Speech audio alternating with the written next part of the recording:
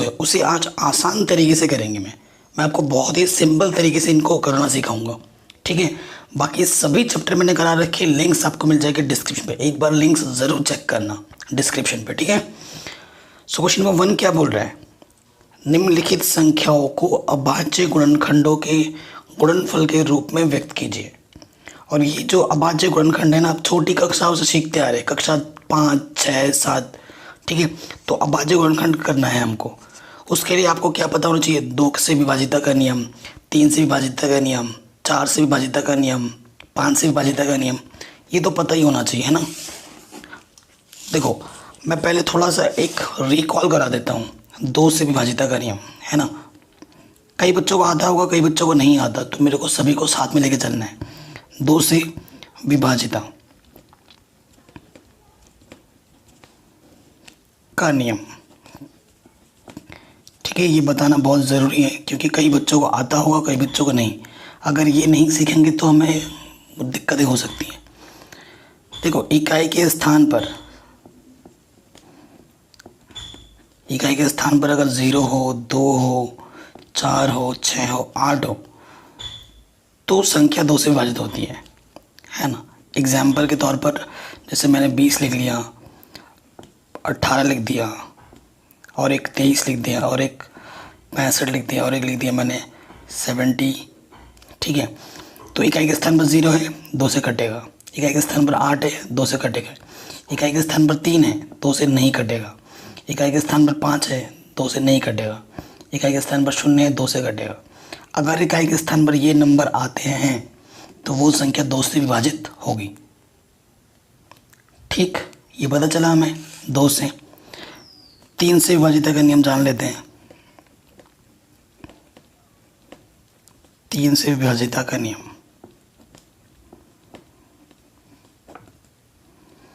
3 से विभाजित का नियम क्या होता है, संख्याओं का योग, संख्याओं का योग यदि 3 से विभाजित है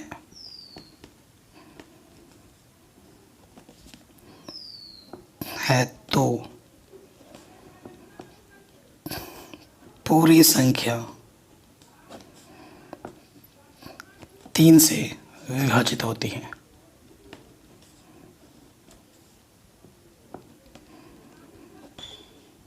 ठीक है, इसका अर्थ क्या है, देखिए अगर मैं कोई संख्या ले लेता हूँ, एक संख्या मैंने ले लिया 111, ठीक है। इसे कैसे करना है, इन सभी अंकों को अलग अलग जोड़ो, कितना है 3, जो भी संख्या आएगी उसको 3 से भाग दो, 3 से पूरा कट गया, 3 एक कम 3। अगर ये 3 से, ये संख्या 3 से कट रही है ना, तो ये पूरी संख्या 3 से कटेगी। 111 भी 3 से कट जाएगा, काट के दिखाऊं, ये देखो 3 3 9, 2 बजा 21 हो गया, 3 7 21, ठीक। अगर संख्याओं का योग 3 से कट रहा है तो वो पूरी संख्या भी 3 से विभाजित होती है, ये 3 से का नियम है। 4 से क्या है, 4 के लिए क्या होगा, अंतिम 2 पद, अंतिम 2 अंक यदि 4 से विभाजित है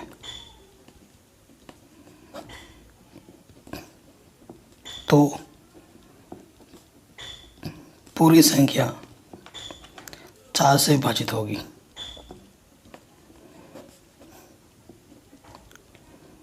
ठीक है, जैसे मैं एग्जाम्पल के तौर पर लिखता हूँ, लंबा चौड़ा लिखता हूँ 2 3 5 6 7 0 0 3, और यहाँ लिखा है 20।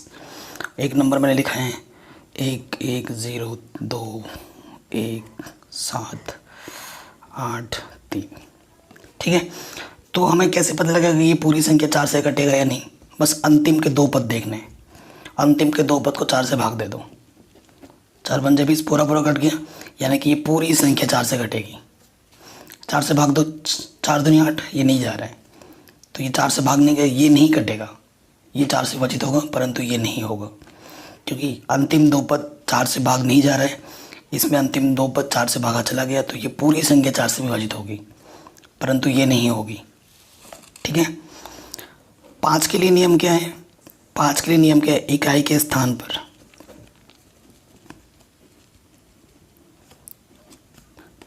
0 या फिर 5 हो तो वो संख्या किससे कटेगी? 5 से। उदाहरण के तौर पर जैसे कि 50, 10, 15, 25, 0 या फिर इकाई के स्थान पर 5 हो तो वो संख्या किससे विभाजित होती है? 5 से।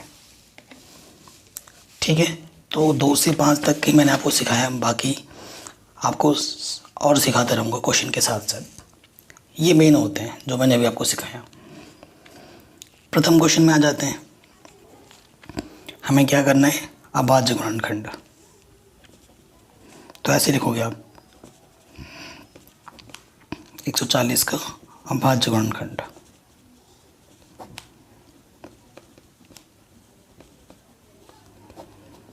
ठीक है, तो आप यहाँ पर लिखोगे 140, इकाई के स्थान पर 0 है, 2 से कटेगा, 2 सत्ते 14, 0, फिर 0 2 से कटेगा। और आपको अभाज्य गुणनखंड हमेशा छोटे छोटे संख्याओं से आगे बढ़ना है, 2 के बाद 3, फिर 4 पे 5, ऐसे देखते जाना है।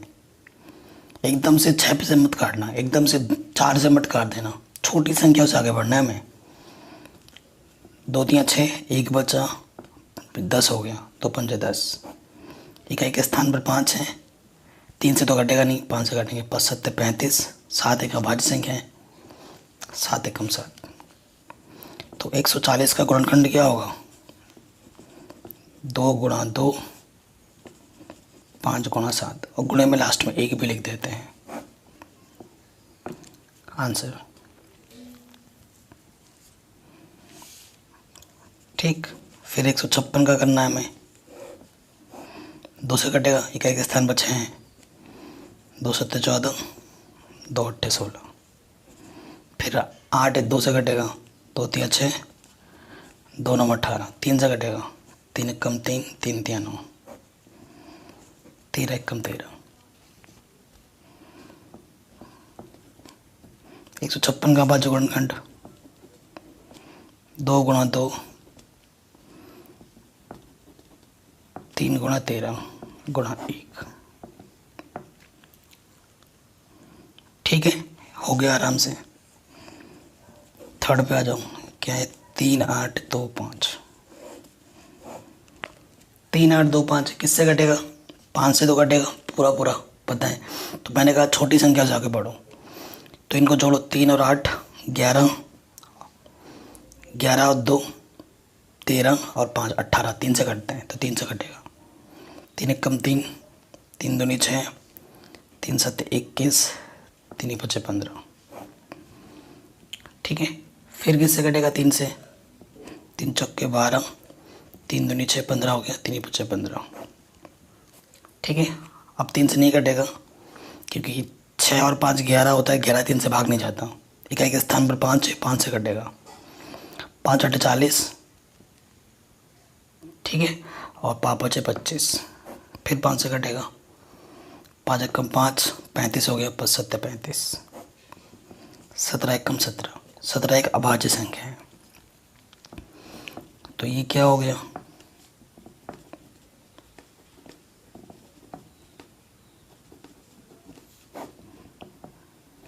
ठीक है, ये इसका आंसर आ गया। कोई दिक्कत नहीं है, बहुत ही आसान था, हो गया। अब आते हैं इसके चौथे पार्ट पे।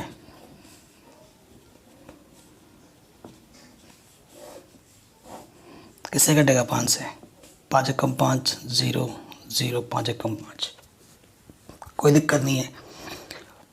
7 से कटेगा ये भी है। ठीक है, 7 एकम 7, क्या हो गया? 30 हो गया, 7 चौको 28। ठीक है, और 21 हो गया, 7 3 21। फिर काटो, किससे कटेगा ये? 11 से, 11 एकम 11, 11 एकम 11, सॉरी 11 3 33, 13 एकम 13। तो इसका अभाज्य गुणनखंड क्या हो जाएगा? 5 गुणा 7 गुणा 11 गुणे 13। आंसर। तो ये बहुत ही सिंपल है।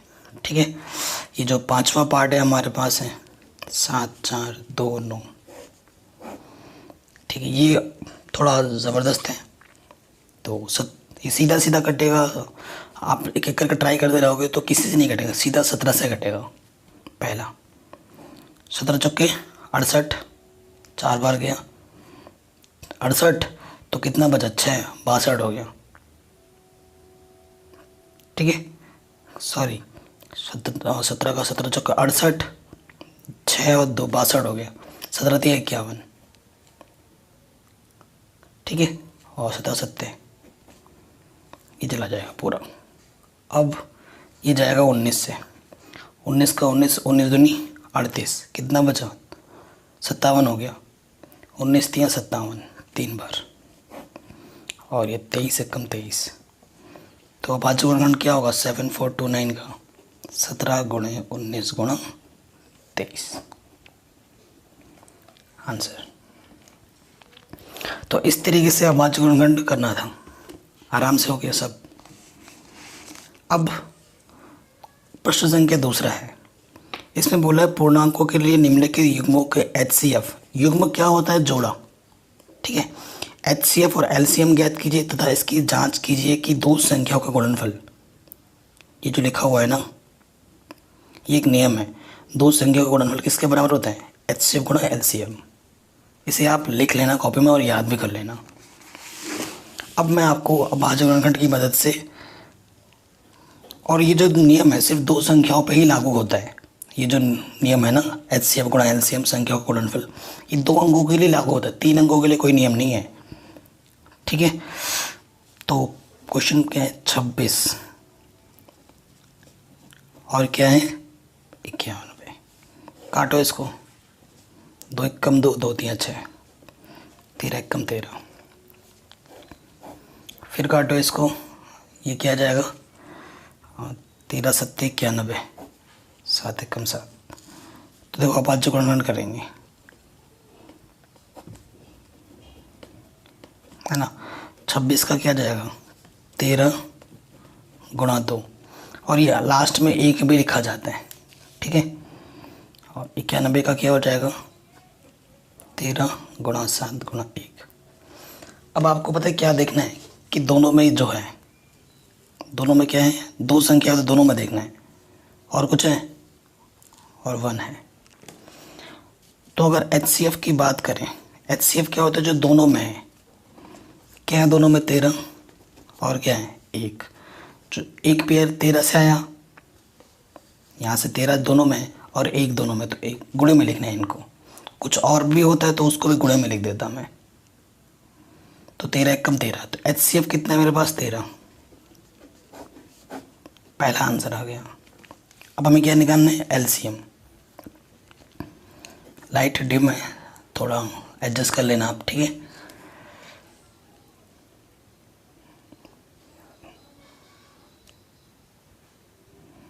अब देखिए LCM का रूल क्या होता है, जो दोनों में है उसे एक ही बार लिखना है, जो दोनों में उसे एक ही बार लिखिए, मतलब HCF जो है उसे लिख दो, और HCF के अलावा जो बचे हैं वो नंबर है उसको गुणे में लिख दो। यहाँ से क्या बचा था 2, यहाँ से क्या बचा था 7, 13 7 दूनी 14, 13 और 14 को आप क्या कर दो गुणा कर दो। ठीक है, 13 और 14 को आपको क्या कर देना गुणा कर देना, तो क्या आ जाएगा 182। तो ये आ गया मेरा LCM। आया समझ में LCM कैसे निकाला हमने। अब जांच करनी है, क्या होता है प्रथम संख्या गुणे द्वितीय संख्या LCM गुणे HCF। ठीक है, ये नियम होता है। तो पहली संख्या में क्या दे रखी थी 26, द्वितीय संख्या 91, LCM हमने निकाला 182 और HCF हमारे पास है 13। अब भाई गुणा करना तो आपको आना चाहिए ना, गुणा करना तो आपको आता ही होगा। देखो 26 को जब 91 से आप गुणा करोगे, अब मैं गुणा करूँगा तो टाइम वेस्ट होना है, इतना तो आपको आना चाहिए। ठीक है भाई, तो जब 26 और 91 को आप गुणा करोगे तो आपको मिलेगा 2 3 6 6, और 13 को जब 182 से गुणा करोगे तो भी मिलेगा आपको 2 3 6 6, यानी कि दोनों तरफ बराबर आएगा। अगर बराबर नहीं आ रहा है दोनों तरफ तो आपने ऊपर आंसर गलत निकाला है, इसका मतलब ये है बराबर ही आना चाहिए। ठीक, तो आया समझ में कैसे क्या निकालना है। इसी तरीके से बाकी के 2 क्वेश्चन को भी हमें सॉल्व करना है। 510 और इसको। आपकी बार सेकंड पार्ट में क्या है हमारे पास,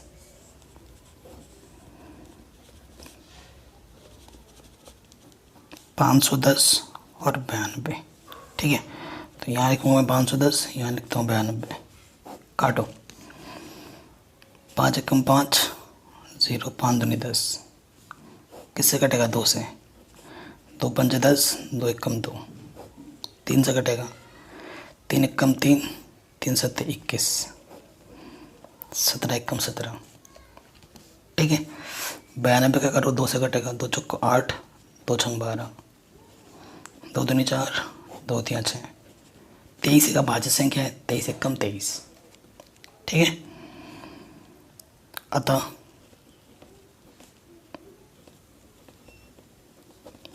भाज्य गुणनखंड क्या हो जाएगा, 510 का हमें क्या मिला था, 2 गुणा 3 गुणा 2 गुणा 3 गुणा 5 गुणा 17।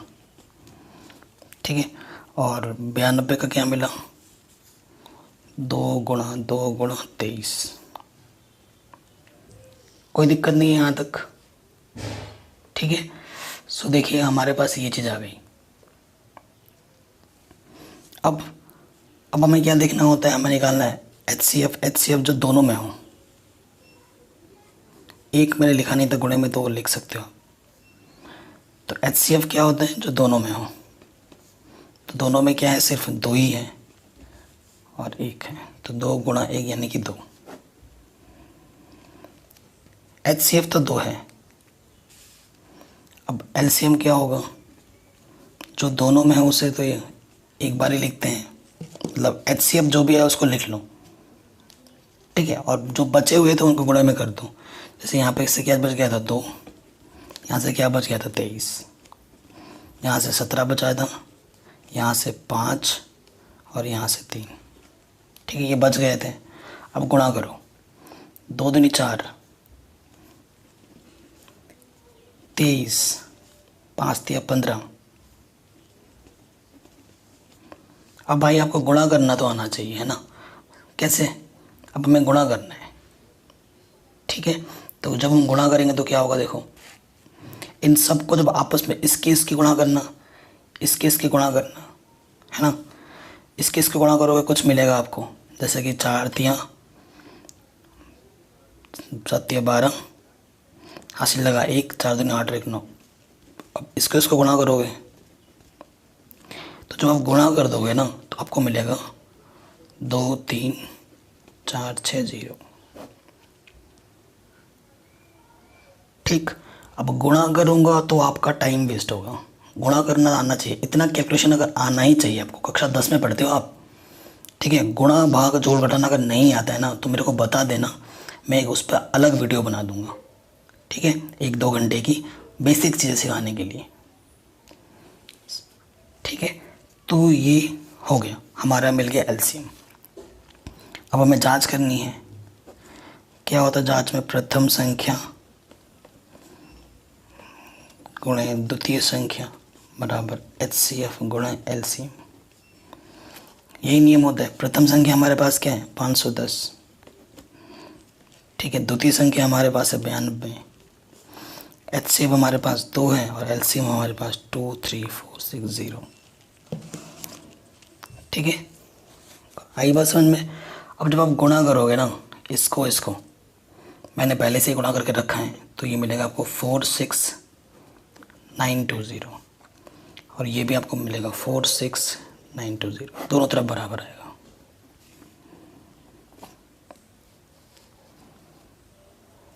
ठीक है, ये क्वेश्चन भी हमारा आराम से बन गया। इसी तरीके से पार्ट 3 भी करना है हमें। थर्ड पार्ट में हमारे पास है 336 और 54। ठीक है, 336 और 54। 336 इधर लिखेंगे और इधर लिखेंगे 54। 3 एकम 3, 3 एकम 3, 3 दूनी 6, 2 पंजे 10, 2 छंग 12, 2 दूनी 4। ठीक है, 2 अट्ठे 16, 2 एकम 2, दो चौके 8, दो सत्ते 14, 7 एकम 7। अब थर्ड वाले को मैं आपको नए तरीके से बताऊंगा। 2 दूनी 4, 2 सत्ते 14, 3 नम 27, 3 तिया 9, 3 एकम 3। ठीक है, देखो अब भाज्य गुणनखंड क्या कैसे लिखूंगा मैं इसको। 2 कितनी बार है? 1 2 3 4, तो 2 की घात 4 लिख दो। 3 कितनी बार है? 1 बार। और 7 कितनी बार है? 1 बार। तो घात में 1 1 लिख दे रहा हूँ। 54, 3 कितनी बार है? 1 2 3, 2 है 1 बार, 3 है 3 बार। ठीक है, यही है। अब देखो HCF कैसे निकालूंगा। नए तरीके से लिखा मैंने इसको, ताकि ये तरीका भी मैं आपको सिखा सकूं। अब HCF में क्या होता है, देखो दोनों में ये चीज़ है, दोनों में, लेकिन ये इधर 1 बार है, इधर 4 बार है, इधर 3 बार है, इधर 1 बार है ना। अब HCF में क्या होता है, न्यूनतम घात देखी जाती है। क्या? न्यूनतम घात HCF के लिए। तो 2 की घात न्यूनतम कौन सी है? 2 की घात 1 है। ठीक है, 1 को लिखो ना लिखो एक ही बात है। और 3 की न्यूनतम घात कितनी है? 3 की घात 1। तो इसका मतलब है 2 गुणा 3 यानी कि 6। HCF हमारा कितना आ गया? 6। अब आ जाओ LCM पर। अब जो दोनों में है उसमें क्या लिखते हैं? अधिकतम घात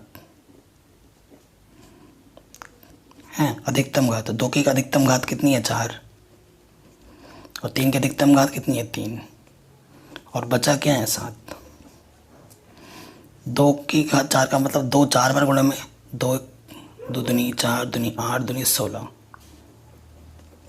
3 का मतलब 3 तिया 9 तिया 27। ठीक है, अब इन सबको गुणा कर दो, तीनों को आपस में। जब हम तीनों को आपस में गुणा करेंगे ना, तो हमारे पास जो मिलेगा गुणा करने पे वो मिलेगा 3024। ये मैंने पहले से गुणा करके रखा है। ये मिल जाएगा हमारा LCM। अब हमें क्या करना है? जांच में क्या होता है? प्रथम संख्या गुणा द्वितीय संख्या, HCF गुणा LCM। प्रथम संख्या हमारे पास है 336, द्वितीय संख्या है 54, HCF हमने 6 निकाला था, और LCM हमारा 3024। इन दोनों की जब आपस में गुणा करोगे ना, ठीक है, मैं गुणा करके आपका टाइम वेस्ट नहीं करूँगा आपके सामने। ये मैंने पहले से ही ये सब करके रखा है। ये मिलेगा आपको। ठीक है, तो ये आपका क्या जाएगा? आंसर। दोनों तरफ बराबर आएगा। गुणा करना तो आपको आता ही होगा, है ना। तो ये चीज़ हो गई। ठीक है, तो क्वेश्चन नंबर 2 भी हमारा आराम से बन गया। अब आते हैं क्वेश्चन नंबर 3 में। क्वेश्चन नंबर 3 में 2 अंकों से हटाकर 3 अंकों का कर दिया है। कितने कर दिए? 3 अंक। तो 3 करे, 4 करे या 10 करे, नियम नहीं बदलेगा, नियम वही रहेगा। लेकिन 2 अंकों में जो जांच करने वाला रूल था ना, वो 3 अंकों पर लागू नहीं होता है। संख्या क्या है? 12, 15 और 21। अब आज जोड़ करने का 2 छंग 12, 2 तिया 6, 3 एकम 3, 3 5 15, 5 एकम 5, 3 7 21, 7 एकम 7। ठीक है, अब खंड करेंगे।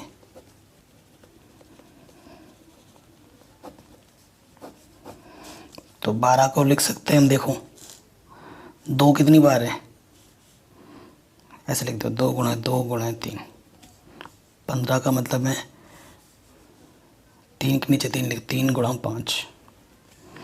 ठीक है, और 21 को लिख सकते हैं हम 7 गुणा 3। ठीक है, तो देखो तीनों में देखना है, क्योंकि 3 संख्या तो तीनों में देखना पड़ेगा। तो HCF हमें क्या मिल रहा है? जो तीनों में है वो क्या है? 3, और कुछ नहीं है। तो HCF हमारा 3 आ गया। मान लो कि तीनों में कुछ भी कॉमन अगर ना होता तब HCF क्या होता, तब HCF 1 होता। अगर तीनों में कुछ भी कॉमन ना होता तो HCF 1 होता है। तीन संख्या है तो तीनों में कॉमन होना चाहिए, तीनों में वो चीज़ होनी चाहिए। दो में है, तीसरे में नहीं है तो वो नहीं माना जाएगा, तीनों में होना ज़रूरी है। अब हम लेंगे LCM। LCM में आपको पता ही है, जो तीनों में है, मतलब जो LCM में क्या होता है, जो HCF आया उसे तो लिख ही दो एक बार, और जो छूट गए उनको गुणे में कर दो। यहाँ से 7 छोटा, यहाँ से 5 छोटा, यहाँ से 2 और यहाँ से 2 छोटा था, वो गुणे में डाल दिया हमने। तो यहाँ से क्या होगा, 3 7 21, 5 दूनी 10, दूनी 20, 21 दूनी 42, 420। ठीक है, तो LCM कितना आएगा 420, HCM आएगा 3। ठीक हो गया, आराम से हो गया, आराम से बन गया क्वेश्चन नंबर 3 भी। सेकंड पार्ट पे आ जाते हैं। 17, 23, 29, ये जो तीनों के तीनों संख्या हैं वो क्या है, अभाज्य संख्या। ये क्या है, अभाज्य संख्या। तो आपको मैं बता देता हूँ, अभाज्य क्या लिख रहा हूँ, संख्या। अभाज्य संख्या का जो HCF होता है ना वो हमेशा 1 होता है। लिखोगे चूंकि 17, 23 और 29 एक अभाज्य संख्या है, अतः इनका HCF 1 होगा। ठीक, और LCM क्या होता है, इन सब का गुणनफल, 17 गुणा 23 गुणा 29, क्योंकि तीनों के तीनों अभाज्य संख्या है तो तीनों को आपस में गुणा कर दो तो आपको मिल जाएगा LCM। आई बात समझ में, आपको क्या मिल जाएगा, LCM। इस तरीके से करना है आपको इस क्वेश्चन को। ठीक है, तो जब तीनों को आप गुणा करोगे ना तो आपको मिल जाएगा 1 1 3 3 9। गुणा करना आता ही होगा, पहले इन दोनों का गुणा करना, जो मिलेगा उसको किससे गुणा कर देना, 29 से, तो फिर आपको ये आंसर दे देगा। ठीक है, आराम से बन गया, कोई दिक्कत नहीं है। अब आ जाओ थर्ड पार्ट में। इसके थर्ड पार्ट में 8 9 25, तो ये हो जाएगा 2 चक्के 8, 2 दूनी 4, 2 एकम 2, 3 तिया 9, 3 एकम 3, 5 बचे 25, 5 एकम 5। तो जो अभाज्य गुणनखंड है,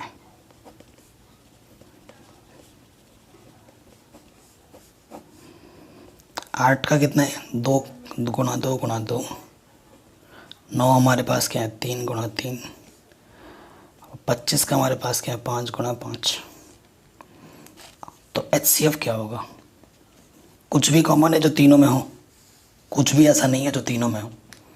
और मैंने अभी आपको बताया था, जब तीनों में कुछ भी कॉमन ना हो, उभयनिष्ठ ना मिले, तब हमारा HCF कितना होता है, 1।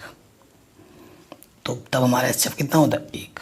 तो इस कंडीशन में हमारा HCF कितना है, 1, क्योंकि गुणे में हम 1 1 लिख सकते हैं और तीनों में 1 कॉमन है। ठीक, और LCM क्या हो जाएगा, देखो और एक चीज़ मैं बता रहा हूँ शॉर्ट ट्रिक। जब भी आपका HCF 1 आए तो LCM के लिए क्या करना होगा, जो भी हमें संख्याएं गिवन हैं, जो भी संख्याएं हमें दी हुई हैं, उन संख्याओं को आपस में गुणा कर दो, तो हमें क्या मिल जाएगा, LCM। 8 9 72 गुणा 25, जब 72 को 25 से आप गुणा करोगे ना तो आपको मिलेगा 1800। तो ये मिलेगा आपका LCM। ठीक है, हो गया आराम से। ठीक है, क्वेश्चन नंबर 4 पे आते हैं। ये 4th नंबर कह रहे हैं, दो संख्याओं का HCF 9 है, इन दो संख्याओं का LCM ज्ञात कीजिए। ठीक है, तो बहुत ही सरल सा क्वेश्चन है। HCF दे रखा है, पैसे लिखेंगे, दिया है प्रथम संख्या 306, द्वितीय संख्या 657, फिर हमें HCF दे रखा है 9, हमें LCM निकालना है।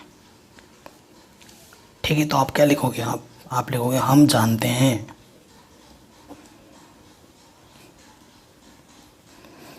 आप क्या जानते हो? प्रथम संख्या गुणे द्वितीय संख्या किसके बराबर होता है? HCF गुणे LCM। प्रथम संख्या है 306, द्वितीय संख्या है 657, HCF है 9, हमें LCM निकालना है।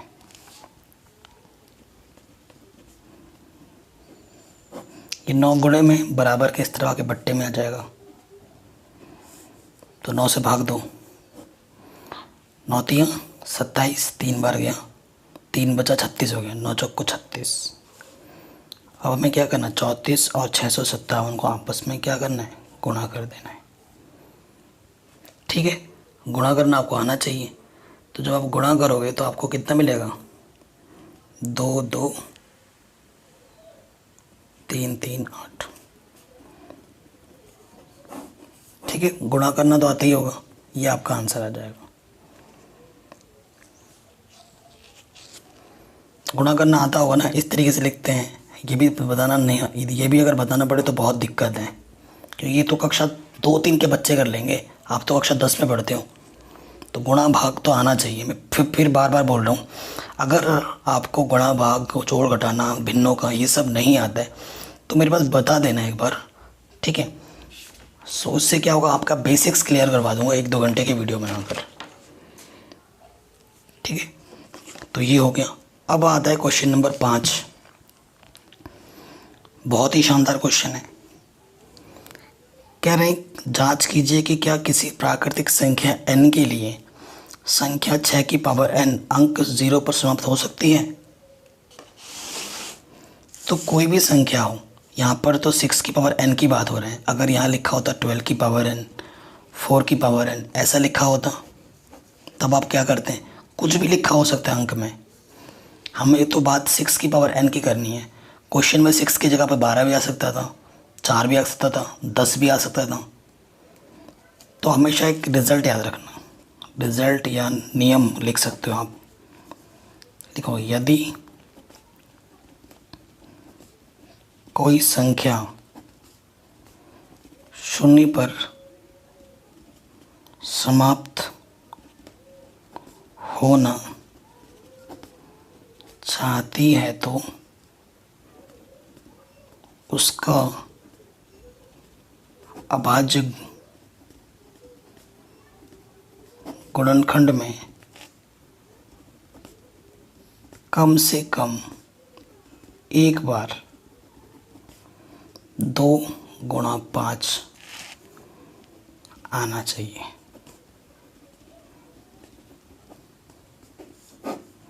ये नोट हमेशा याद रखना। कोई भी संख्या अगर 0 पर समाप्त होना चाहती है ना, तो अगर उसका हम अभाज्य गुणनखंड करें तो कम से कम एक बार तो 2 आए, कम से कम एक बार तो 5 आए। एक से ज़्यादा बार आए तो चलेगा, लेकिन एक से कम बार नहीं आना चाहिए। ठीक है, अगर सिर्फ 2 होगा तो भी नहीं होगा, सिर्फ 5 होगा तो भी नहीं होगा।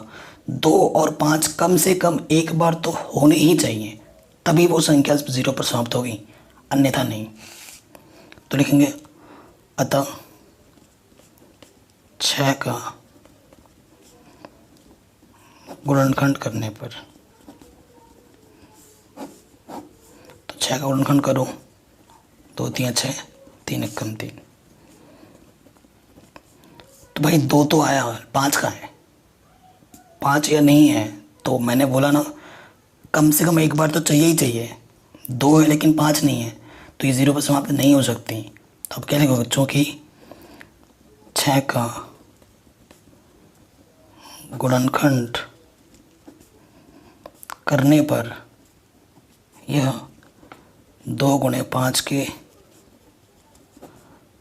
रूप का नहीं है, अर्थात यह कभी भी 0 पर समाप्त नहीं होगी किसी भी प्राकृतिक संख्या n के लिए। ये आपका उत्तर हो जाएगा। और ये शब्द और ये जो मैंने लिखा है इसको जो लिखना ही पड़ेगा। ये सबसे सरल तरीका मैंने लिखा है। पहले रिजल्ट बता देना एग्जामिनर को, देखते ही खुश हो जाएगा, फिर ये करना और फिर ये लिख देना। ठीक है, तुम जब 12 का भी करोगे ना तो ये भी समाप्त नहीं होगा, 4 का भी करोगे तो समाप्त नहीं होगा। अगर मैं यहाँ पर लिख देता हूँ 10 की पावर n तो ये 0 पर समाप्त होगा, क्योंकि 10 का गुणनखंड 2 गुणा 5 होता है। ठीक है, तो क्वेश्चन घुमा के आ सकते हैं, ज़रूरी नहीं है कि 6 वाला ही आए, कुछ भी हो सकता था। 12 भी दे सकता था, 4 भी दे सकता था, 10 भी दे सकता था। ठीक है ना, तो बढ़िया क्वेश्चन था, ये भी हो गया हमारा आराम से। अब हम बात करेंगे अगला क्वेश्चन बताने से पहले। एक संख्या होती है भाज्य संख्या और एक होती है अभाज्य संख्या। आपको पता है भाज्य संख्या क्या है और अभाज्य संख्या क्या है, लेकिन आपको परिभाषा नहीं पता। आपको मैं बोलूं तो ये 2, 3, 5, 7, 11, 13 ये क्या है? अभाज्य संख्या। और मैंने यहाँ लिख दिया 4, 10, 9, 6, तो आप बोलोगे ये अभाज्य संख्या है। आपको पता है, लेकिन इनके बीच में जो अंतर है वो आपको बोल नहीं सकते, लेकिन आप पहचान जरूर लेते हो। अभाज्य संख्या क्या होती है? वो संख्या जो सिर्फ खुद से कटे और एक से कटे। कटे का मतलब विभाजित हो। वो संख्या जो सिर्फ खुद से विभाजित हो और एक से विभाजित हो। स्वयं और एक। और ये संख्या स्वयं से भी विभाजित होती है, एक से भी विभाजित होती है, और उसके अलावा किसी और संख्या से भी विभाजित हो जाती है। जैसे 4 किससे कट जाएगा? 2 से। 10 किससे कटेगा? 2 से कटेगा। किससे कटेगा? 5 से कटेगा। 9 किससे कटेगा? 3 से कटेगा। 6 किससे कटेगा? 2 से कटेगा, 3 से कटेगा। जब किसी संख्या का जो गुणनखंड होता है ना, अभाज्य गुणनखंड, 2 से ज़्यादा के रूप में लिख देते हो। ठीक है, जब किसी संख्या का गुणनफल को, जैसे 6 को मैं लिख सकता हूँ क्या? 2 गुणा 3 गुणा 1, तो 2 से ज़्यादा हो गया, 2 से ज़्यादा। और इस संख्या को मैं सिर्फ 2 ही टुकड़ों में लिख सकता हूँ। 2 को लिख सकता हूँ 2 गुणा 1, इससे ज़्यादा नहीं लिख सकता, सिर्फ 2 ही होगा। और इसमें 2 से ज़्यादा उसके रूप में लिख सकते हो। जब कोई किसी संख्या को आप 2 से ज़्यादा के गुणनखंड के रूप में लिख सकते हो तो वो संख्या क्या हो जाती है? भाज्य। और जब सिर्फ 2 ही रूप में गुणनखंड होता है तो वो होता है अभाज्य। ये मैंने क्यों बताया? क्योंकि इस क्वेश्चन में ज़रूरी है। छठे पार्ट में पहला पार्ट है, हमें बताना है कि ये संख्याएं भाज्य अभाज्य क्यों हैं। तो यहाँ से देखो क्या उभयनिष्ठ है 13। अंदर क्या बचा? 7 गुणे 11, 13 पूरा बाहर आ गया है। 13 एक कम 13। ठीक है, सो देखो 11 77 प्लस 1 यानी कि 13, 77 और 1 क्या होगा? 78। 2 संख्या का गुणनफल है तो मैं किसी भी संख्या को 1 से गुणा कर सकता हूँ, उस पर कोई फ़र्क ही नहीं पड़ेगा। तो इस संख्या को मैंने 2 संख्याओं से ज़्यादा के गुणनफल के रूप में दिखा दिया। 2 से अधिक गुणनखंड रूप होने के कारण यह एक भाज्य संख्या है। सिंपल, एकदम सिंपल लैंग्वेज। ठीक है, आराम से हो गया। अब आ जाओ सेकंड पार्ट में। सेकंड पार्ट में, ये तो पहला पार्ट था, सेकंड पार्ट में हमारा 7 गुणा 6 गुणा 5। तो देखो यहाँ 5 है, यहाँ पर भी 5 है, 5 उभयनिष्ठ है, बाहर निकाला। 7 गुणा 6, यहाँ से 4 गुणा 3 गुणा 2 एकम 2, 5 बाहर आ गया, 5 एकम 5। 7 छंग 42, 7 12 दूनी 24 प्लस 1। 5 गुणा अब इनको गुणा जब आप करोगे, है ना, इनको जब आप गुणा करोगे तो आपको क्या मिल जाएगा, देखिए हल करने पर ये मिलेगा आपको, 24 को 42 से गुणा करेंगे तो मिलेगा 1008 प्लस में 1, तो ये मिल जाएगा 1009। तो गुणे में मैं 1 लिख सकता हूँ, 2 से ज़्यादा आ गया वही आ जाएगा, ये लिखोगे फिर से, ये वाला चीज़ यहाँ पर आप फिर से लिख दोगे। 2 से अधिक गुणनखंड रूप होने के कारण यह एक भाज्य संख्या है। ठीक, आराम से बन गया, कोई दिक्कत नहीं है। अब आते हैं लास्ट क्वेश्चन पे इस प्रश्नावली के। अगर वीडियो पसंद आई हो तो प्लीज़ लाइक ज़रूर करना। कह रहे किसी खेल के मैदान के चारों ओर एक वृत्ताकार पथ है। इस मैदान का एक चक्कर लगाने में सोनिया को 18 मिनट लगते हैं, जबकि इसी मैदान का एक चक्कर लगाने में रवि को 12 मिनट लगते हैं। मान लीजिए कि वो दोनों एक ही स्थान और एक ही समय पर चलना प्रारंभ करते हैं एक ही दिशा में, कितने समय बाद वो पुनः प्रारंभिक स्थान पर मिलेंगे। एक ऐसा मैदान है ना, ऐसा मैदान है जो भागना है। देखो एक आदमी कौन है, रवि, एक रवि है, रवि को लगते हैं 12 मिनट, और दूसरा हमारे पास कौन है, सोनिया, सोनिया को लगते हैं 18 मिनट एक चक्कर लगाने में। अगर दोनों एक ही स्थान से प्रारंभ करें तो कितने मिनट बाद फिर से जाके वो एक ही स्थान पर फिर मिलेंगे। तो इस टाइप के क्वेश्चनों को करने के लिए ना हमें क्या निकालना होता है, जो दोनों संख्याएं उनका निकालना होता है एलसीएम, क्योंकि न्यूनतम दूरी की बात होगी, मतलब न्यूनतम समय की बात होगी। क्योंकि दोनों चीज़ वो तो अगर भागते रहें तो दिन में कई बार मिल जाएंगे, कई बार मिलते रहेंगे। सपोज़ करो तुम और तुम्हारा कोई एक पार्टनर है, भाग रहे हो किसी सर्कल पर, तो दिन में जब भागते रहोगे तो अगर पूरे दिन भागोगे तो कई बार आके मिलोगे, कई बार मिल सकते हो। लेकिन सबसे पहली बार कब मिलोगे, सबसे पहली बार कब मिलोगे, यानी कि कम टाइम, कम का मतलब न्यूनतम की बात हो रही है। और जब भी बात न्यूनतम की होती है तो हमें क्या निकालना होता है, एलसीएम। न्यूनतम के लिए हमेशा एलसीएम निकालना होता है और अधिकतम के लिए हमें निकालना होता है एचसीएफ। तो हमें प्रश्नानुसार 18 और 12 का क्या निकालना है, एलसीएम। करो, 2 9 18, 3 3 9, 3 1 3, 2 6 12, 2 3 6, 3 1 3, 18 लिख सकता हूँ मैं 2 की घात 1, 3 की घात 2, 12 को लिख सकता हूँ 2 की घात 2, 3 की घात 1। एलसीएम में आपको पता ही है अधिकतम घात लेते हैं, तो 2 की अधिकतम घात कितनी है, 2, 3 की अधिकतम घात कितनी है, 2।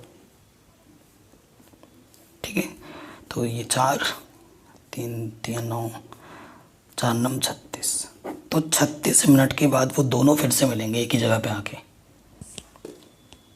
ठीक है, ये हमारा आंसर हो जाएगा।